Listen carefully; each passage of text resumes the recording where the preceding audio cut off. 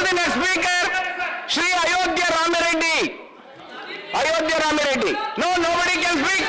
Please, on silence, please. Ayodhya Ramireddy. I have called Ayodhya Ramireddy. Only his words will go on record. Please. Thank you, Chairman sir, for giving me the opportunity to speak on the issue of Jammu and Kashmir Appropriation Bill 2021.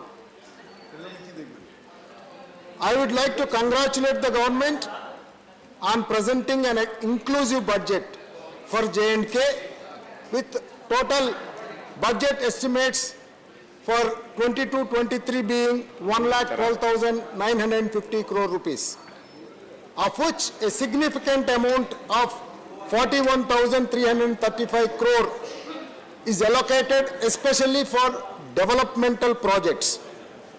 Very good initiative by the government, and certainly I want to congratulate for this. The budget presented by the Honorable Minister for the Union Territory focuses on socio-economic development of the region and the people, encouraging the industrial and tourism growth, and also improving the grassroots democracy.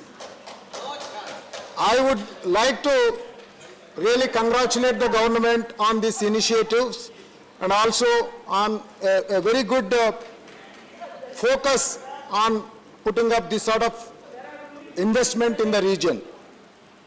Sir, I would like to share a few of my observations regarding the measures taken by the central government. Abrogation of Article 370. Sir, I would like to again congratulate the government for bringing about transformative changes in August 2019, due to which Jammu and Kashmir has become the latest success story among other states and union territories of this country, and it got integrated completely with the rest of the nation. Really wonderful compliment we must give to this government. The view of one nation, Silence. one constitution and one flag, or as suggested by Dr. Shyam Prasad Mukherjee, Ek Nishan, Ek Vidhan, which has been adopted in the Union Territory with 890 central laws, now applicable after the revocation of Article 370.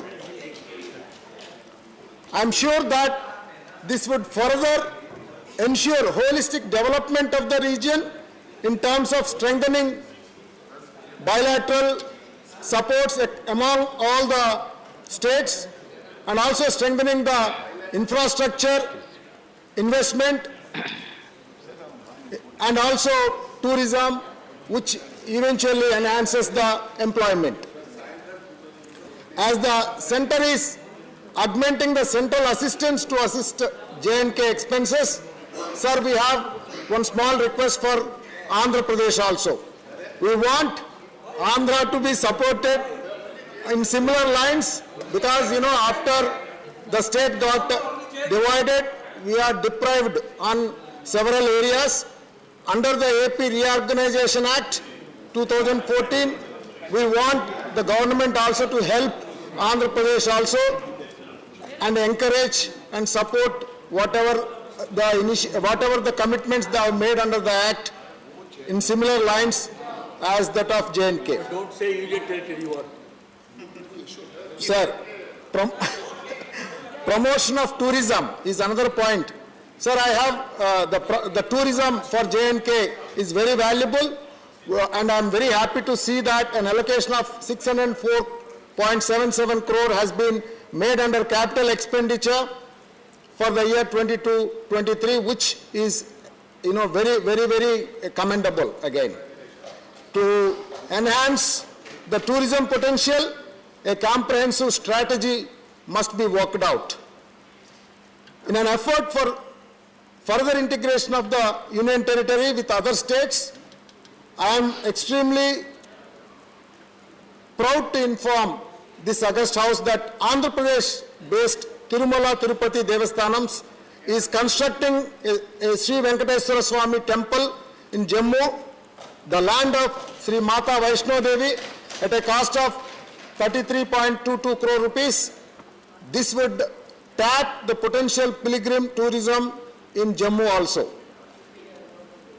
Then the point of connectivity to the region. I must tell the NHA and MORTH have implemented and implementing various road developmental projects in the regions which connects again Jammu, Banihal to Srinagar. In the entire valley, I think it's a very good road that is already made, and also a few other connecting roads are being implemented, which is very useful to integrate the state with the rest of the country. The Union Railway Ministry also in September 2021 had promised the rail link in Kashmir Valley that would open the public, it would be open to public before 2024.